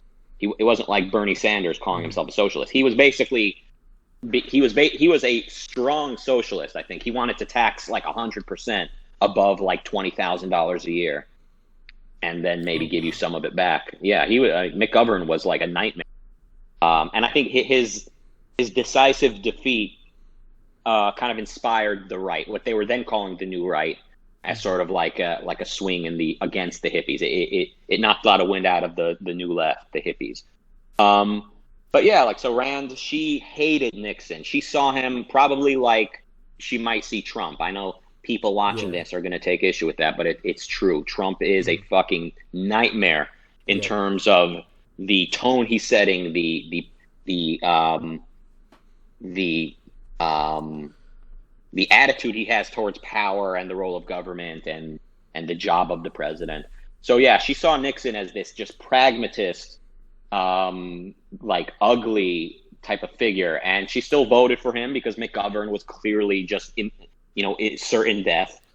And then she, I think she liked Gerald Ford relative to, compared to all the others around, but she hated Nixon. So, what if you had said, I'm thinking of voting McGovern because McGovern wouldn't be able to get through anything that he wants to do. Congress and the country wouldn't let him do it. Mm-hmm. And it's better than Nixon. Like, it's better than having this naked pragmatist power luster in office. I have a feeling Rand might say, that makes sense. I disagree. Yeah. That's the thing to do right now, but I respect you for having an intellectual justification for it. So, I think I've heard Yaron say he might vote for Andrew Yang. Not that Yaron is the end all of authority on how to vote or applying objectivism to politics, but he's I think properly critical of Trump, and I think I've heard him say he might vote Democrat. I think he did vote actually for John Kerry against Bush, and a lot of objectivists at the time and just people on the right were furious, but I can't imagine what a night. I mean, I was in high school when Bush was in power, so I was sort of very out of touch. I was very like in my own little world at the time. Bush would have been such a nightmare to live under. Like, what a good, like, just trying to oppose the left when the face of the right is just a total scumbag like Bush, just a total altruist in. Bush, so he was the embodiment he was the embodiment of Christian altruism in foreign policy. So America got attacked, and Bush not immediately, the first thing Bush did was said, we were just attacked by Islam or Islamists. And that was like the day after 9/11. And there was enthusiasm around Bush, like, yeah, get him back. That doesn't mean round up Muslims and kill them. It means identify the Muslims who are threatening us, the people who are saying they're going to impose Islam on us, and let them know that it's not happening. But then like a day later, or maybe a week after 9/11, Bush said, okay, guys, listen, great religion. We love all people that love God. We're all children of God. But there's a certain group of people here perverting Islam, and we need to sort through and get, and of course, Yaron and Leonard Peikoff and the other objectivists, they were screaming at the top of their lungs against this at the time. And of course, with very little influence before the era of YouTube and all of that and the internet. And then Bush said, okay, let's go to Afghanistan to liberate them from the Taliban. Yeah. And maybe we'll get bin Laden on the while we're at it. And then what? Okay, you know what? Let's go to Iraq. Why Iraq? They're sort of a threat. They probably have weapons, but basically Iraq was attacked because they're not the most important threat. Iran clearly was the explicit one threatening America for decades at that point. And Saudi Arabia clearly had links to funding and educating, indoctrinating terrorists against America. So we can't attack the clear threats. That would be selfish. That would be egoistic. That would be decisive. But how do you altruistically, what's the Christian response to 9/11? Let's go to Iraq. They're not the direct threat. They're not the most important threat against America, but also they're secular. The secular dictatorship. They're not Muslim. Like Saddam Hussein was not. He was a fascist dictator. He was not an Islamist. You can be basically an atheist living under him. So that's Christianity. Those are good friends on the. Those are alleged allies. That's what we get when those guys are in charge and America comes under attack. So We're still paying for that. We're still paying for George Bush, and will be for a long time. You still can't even really advocate to fight, to respond to terrorism in this country, West really, but in America for sure. Any time you say, guys, we're being threatened, we're being attacked, ISIS just did this, Iran they're building a nuke, all these things. People say, oh, okay, Bush, you just go, spend the next 10 years stationed and nation building. No, that's Bush. That's altruism. That's neocon. Don't you know it's our fault that they're building weapons? I mean, it's our sanctions that we're putting on. That's why they're in such a bad position. Yeah, absolutely. It's not. It's altruism again. It couldn't be the ideas. It's our fault. Yeah, it's just. That's not only altruism. I mean, that's altruism. That's this sort of pragmatist view of man and of life. Oh, well, if they're attacking us, it must be that they're responding to something we did, right? People are not motivated by philosophy, right? It can't possibly be that the Muslims are motivated by Islam. No, that's silly. It must be economic. It must be either that they're living in poverty or that they're motivated by revenge because we attacked them first. And then that's Marxism. It's basically this modern anti-rational view of man. And the libertarians are more guilty of this point of view than anyone. They love to blame for any time America is attacked. So yeah, it is true. America has bombed many places and has a lot of people have been hurt, but that doesn't motivate them to then declare war on the West and to knock down our skyscrapers, because in fact, you can see the people that actually do that, they are motivated by Islam, and many of them come from affluent backgrounds. Bin Laden is the son of a billionaire. These people, they're not bitter against American imperialism. They really are motivated by philosophy, just like everyone else. And our pathetic response to their attacks is motivated by our philosophic premises, our altruism, our Christian ethics, our Christian way of turning the other cheek instead of defending ourselves and kicking ass. So yeah, absolutely. I think so. Yeah, sorry. Go ahead. Yeah, that was that whole mentality switching of how we respond to things was one of the last things that I sort of changed, because I was very libertarian and I thought everything was America's fault and all that sort of stuff. That was one of the last things that I kind of changed my mind on related to objectivism, because I think, yeah, I just had those ideas just very, very ingrained in me. Mm-hmm. Yeah, I mean, people have this false dichotomy, like either you're a pacifist or you're a neocon, like you're into going nation building and basically sacrificing Americans to build, to bomb Iraq and then build it up. So they say, all right, well, I'd rather be a pacifist. I'd rather just sit back here and close us off. I mean, build a border. There's the closest thing we get to egoism in today's political landscape is people saying, oh, let's build a border wall. Let's just close ourselves off so that nobody can ever come here and attack us or do anything else. That's a false alternative, really. I mean, there is the one right answer, and then there's everything else. Just like with economics, just like with everything else, there's the right answer, the correct answer, and then there's a bunch of wrong answers. So absolutely, we're still paying for this. We're like what Bush did. It's like we're still unable to really advocate for national self-defense in any effective way, because everyone immediately thinks you're talking about nation building and sending American troops to their immediate death. Yeah, and I mean, in those places, we just made the situation worse because we didn't actually do anything when we went there. We just basically sacrificed American troops for pretty much nothing. So we just made the situation way more unstable, because, I mean, Iraq was somewhat stable, at least under Saddam, but now it's just a shithole. I mean, or not that. I guess it's just It became a hotbed for Al Qaeda and then for ISIS. Yep. Exactly. Now, and which obviously is worse for America and for everyone else. So yeah, not only did America go into Iraq because it's not in our interest really to do that, but also America's rules of engagement are altruistic. I mean, there is something called just war theory, which everyone studies if they go into the military, especially if they're going to be a general, if they're going to be a policy influencer, they're going to study just war theory. This is an actual thing being taught to American, people in charge of our defense, just war theory.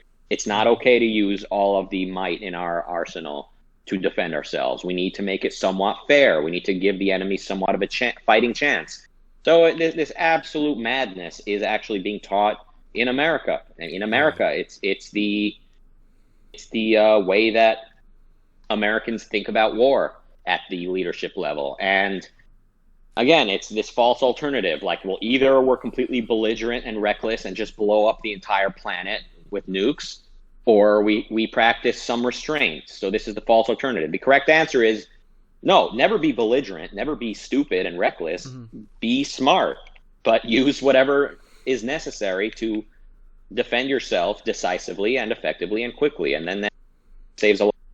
Like, it's like the dropping of the nuke on Japan. It was a very ugly scene, of course, very, very tragic, but if that's what's required to end the war, to beat the enemy, to crush their spirits decisively and quickly, it saves not only American lives, but it saved a lot of Japanese lives. They might still be attacking us to this day. You know? Yeah, I remember in my history class when we talked about this, our teacher was like, yeah, Truman was a very, very black and white thinker. Like, he was just like, oh, what saves American lives is the best thing to do. And I mean, what's wrong with black and white thinking, and what's wrong with saving American lives? Yeah, I mean, life is basically black and white. Ultimately, there's what's true and what's not, and yeah. So I mean, it's very telling that people talk about Hiroshima was just Americans being reckless or not reckless, but conniving, like it was America signaling to the Russians that they're next if they mess with us. And you'll hear that from libertarians more than anyone. These guys really are leftists in their philosophy. Rand called them hippies of the right, which they really are. Libertarians are not founding fathers. They're not classical liberals. They are not kind of structured, systematic thinkers of anything. They really are just emotionalists who operate on the modern philosophical premises around us, and they want something without paying for it. They want liberty without really understanding what that requires you to uphold. Absolutely. What's something else? I guess one thing I noticed. Another thing with relating to stuff that the way they teach stuff in schools, I guess. There's one in my economics class very recently. We went over market failures, which was, I mean, obviously it's not a topic that I was a big fan of because, I mean, market failures, that sort of stuff. But one specific thing that they talked about is positive externalities, and this idea that if something has a positive externality, we need to produce more than what is in your what your private supply and demand curves say. So because the social demand curve is a lot higher, so it's essentially was asking people to do something not in their self-interest for society, like very explicitly. I was just, yeah, that's like, I don't know, just how explicit that was very telling to me. Yeah. I mean, it's insane. I mean, I did not go to business school, but from what I've heard, they basically teach you in business school to not be selfish. They teach you all types of things that don't relate to running a business. Sadly, when you do run a business in America today, you need to play ball. You need to have friends in politics. Even just a local business, you need to have a relationship with your local politicians and to, kiss their butt a little bit. It really is ugly. Yeah. And that elevates certain businessmen to the top, not by merit. And it hurts the soul of the otherwise honest businessmen who do need to play that. It hurts them a little bit that they need to do that a little bit. It ultimately it damages their character. So, and I mean, that's the reason for why some of these that's why the reason why these worse people get to the top, and they can just and they can hold their power so well, and they have so much power because they're in bed with these regulators, and they get to craft their own regulations and say, no, we're going to keep down all these other businesses that want to rise up. It's all basically government. And I mean, ultimately they're just defending themselves in a sense, but it's still a big Yeah, reason. well, I mean, we can judge them by, well, what do they ask for? If they're playing ball right now because they have to. So, okay, let's say like with Trump, people would say, oh, he's into eminent domain. People made that allegation against him. If Trump had said, listen, I would like to live in a world with no eminent domain and with no without using bankruptcy laws in such and such way. I don't really know I don't know much about bankruptcy, so I'll sort of put that aside. But if Trump had said, listen, I don't believe in eminent, I think it's wrong. It's a violation of property rights. I don't want a businessman to have any relationship with politicians. However, this is the world that I'm in, just like the rest of you, and there's no reason I should sacrifice my own success so that somebody else will form relationships with politicians and get ahead. Let's move us away from this. Let's repeal all eminent domain. Let's repeal the lobby system. But until then, don't point the finger at me for pursuing my self-interest in the system as we find it. But that's not what he said, of course. He would just say, yeah, I get along with politicians. Sure, we get along great, So he's not a capitalist. So it depends what these people advocate for. That's much more important than what they're actually doing in the current lobby system, because we are basically put on a lifeboat in today's system, unfortunately. Mm-hmm. Now, whenever this comes up, people talk about how corrupt businessmen hold down other businessmen, and they set it up so that they can win and the others can lose. And I always need to point out, yes, that does happen, but that's not the motivator. That's not what brought the system about. So, for sure. People they think that like people on the left, and I guess you could include libertarians in that to a large degree, they think the corruption is the determining factor. So this started with people wanting power. So they spread this belief in the lobby system, or they created the lobby system so that the businessmen and politicians can be in bed with each other. But it's really the opposite. It first came the conviction that the government is here to shape society, that the government is here to help us, that the government is here to preserve some institutions, that the government is here to do things beyond simply protecting our rights.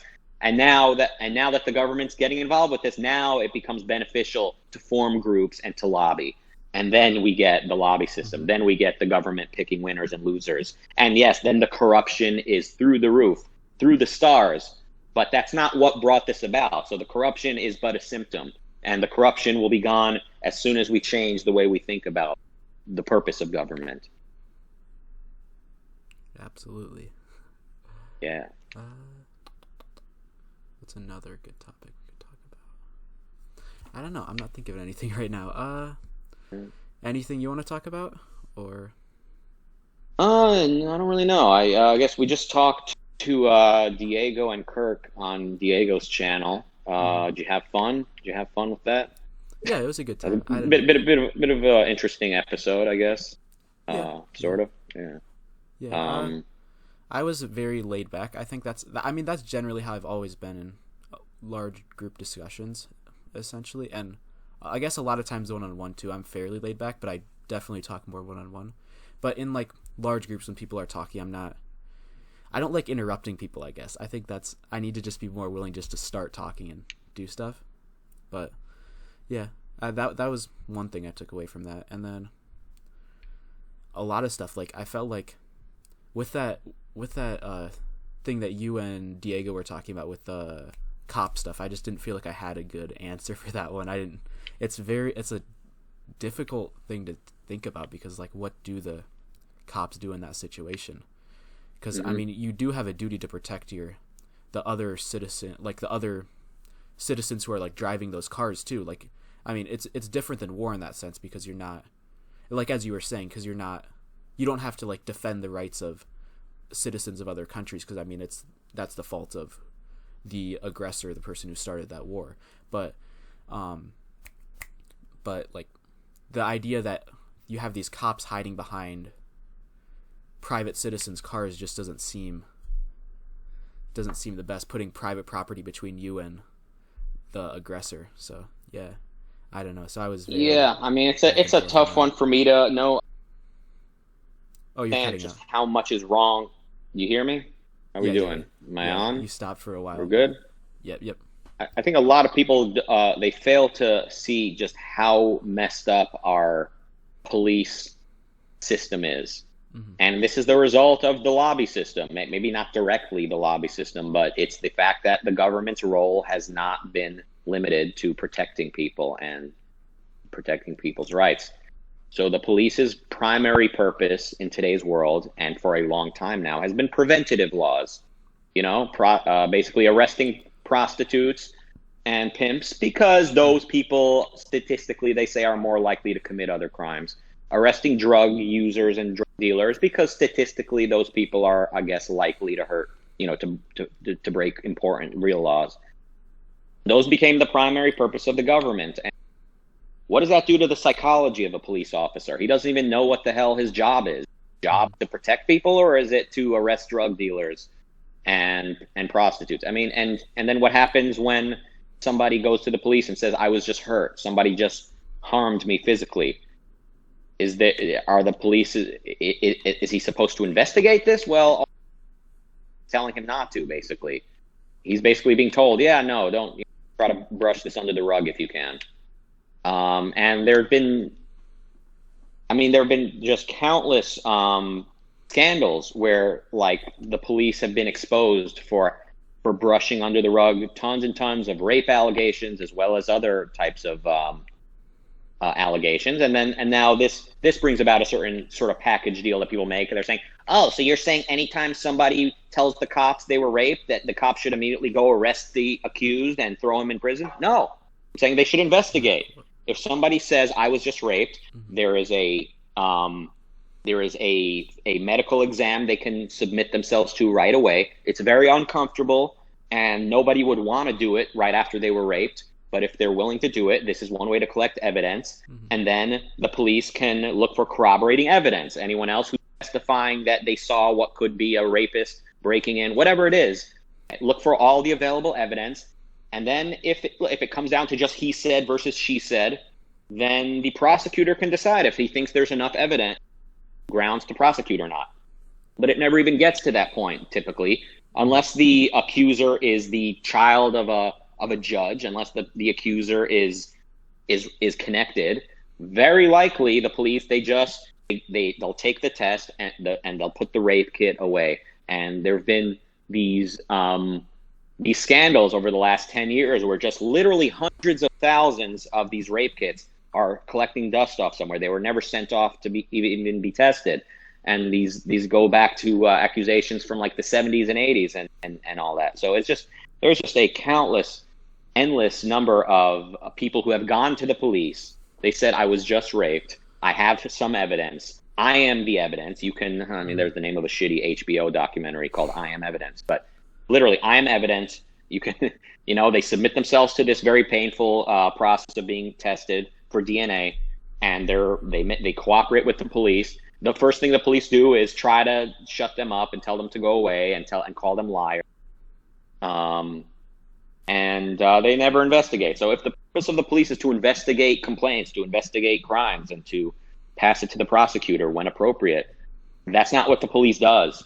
I mean, that we live in a country where just the illusion of rule of law is basically what's keeping us somewhat in order. But like more likely than not, if you want the police to act, tell them somebody's selling drugs. That'll get them to arrest the guy. If you ever get raped, I wish this on you.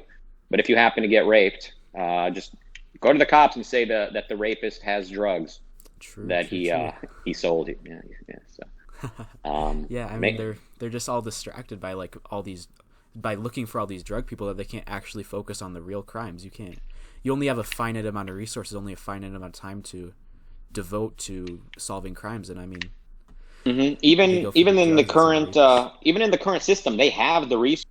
Despite the war on drugs, they still have resources to investigate crime, but they're discouraged from doing it. It doesn't look good to have a rape take place in their district. It doesn't look good. I mean, there's just a number of reasons why they don't want to investigate. But I mean, like psychologically, what does it do to a cop? He's a he's got a gun. He's a representative, an agent of the government, but he doesn't really know what the purpose of the government is, and the community around him doesn't really know what the purpose of government is, and there's skepticism, and there's altruism, and there's all these things that make it impossible to really make sense of the world, and the cops have the same psychological confusion as the rest of us in a skeptic and altruist and pragmatist environment. So it's very difficult for the police psychologically to even do the right thing when he doesn't even really know what the right thing is. And if it hurts him, if it's detrimental to his career to investigate a crime, if the other cops around him are going to punish him for investigating a crime, then is it rational for him to investigate the crime? I mean, it's just an absolute mess, and this comes from not having a clear understanding of the purpose of government, which comes from not having a clear view of man and his nature and his rights and all of that good stuff. So the detriment of the mixed economy can be seen at the local level. It's not only it's not only in the level of like advanced economics. Yeah, absolutely. I mean, the mixed economy kind of screws everyone over in that sense. Yeah. So yeah. Anyway, I guess we can wrap it up if. Yeah, for sure. I didn't really have like anything specific to talk about. I just wanted to.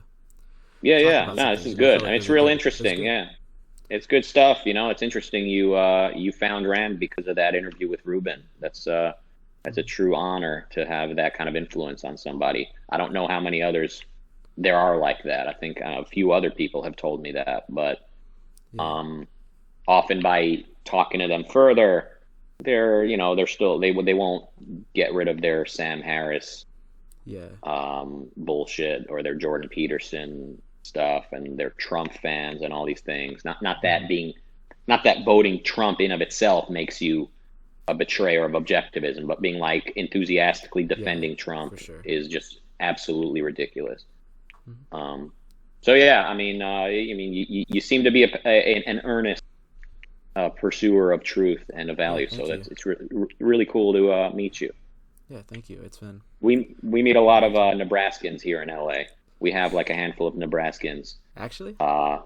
Yeah, like in the acting world, a lot of like the good-looking, but not like not quite tens, but still like very good-looking, but very sort of plain types are from Nebraska. Like people from like the Midwest, they're not as good-looking, but they're like dynamic. I mean, I don't know if Nebraska is technically the Midwest, but like people from like Ohio, Michigan, Illinois, Indiana, they're more like average looking, but very kind of larger than life often. Kind of Bart Simpson types, but like Nebraska, and then like Texas, they send us their tall, good looking sort of gods and goddesses. And then Nebraska, they send us very good looking people that are just kind of very mild mannered and just kind of play kind of the mom and dad next door, like for like an ABC Family series. They're not going to be like an action star per se.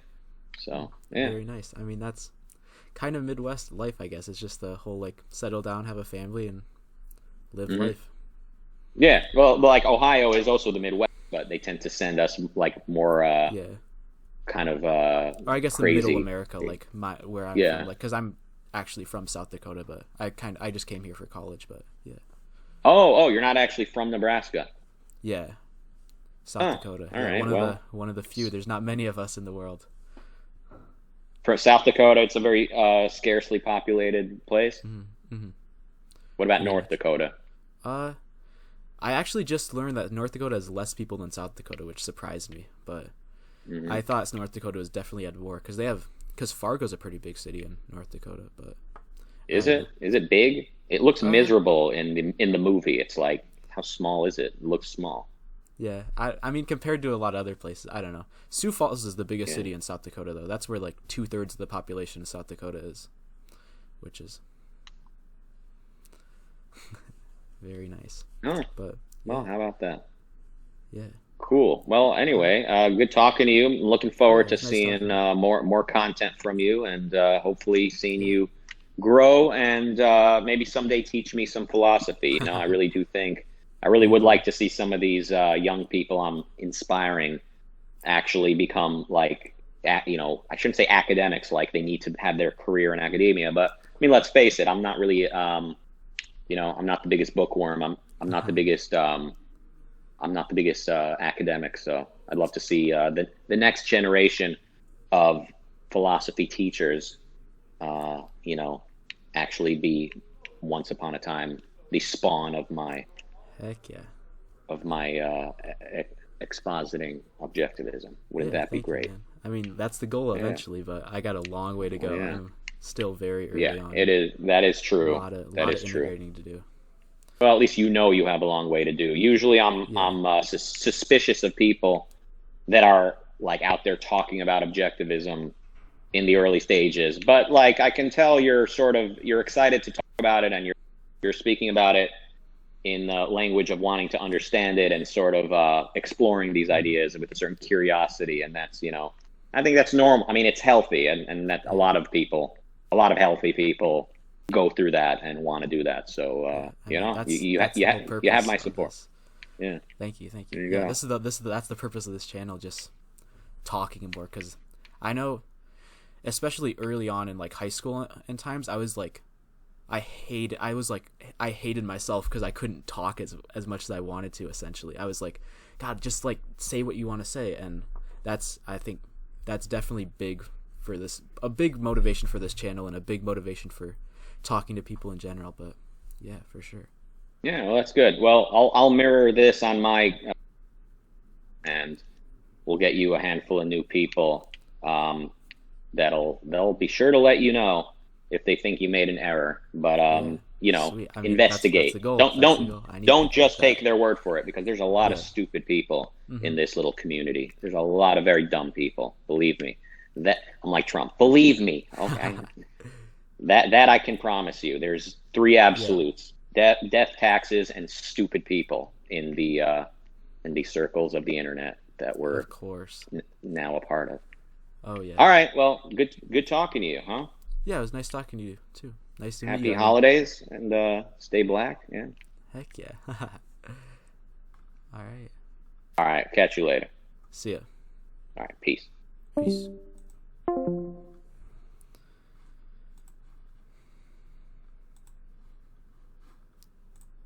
Good shit. That's it for today. Maybe we'll have another episode later, but thank you guys for watching. I hope to see you guys in the next video. Peace.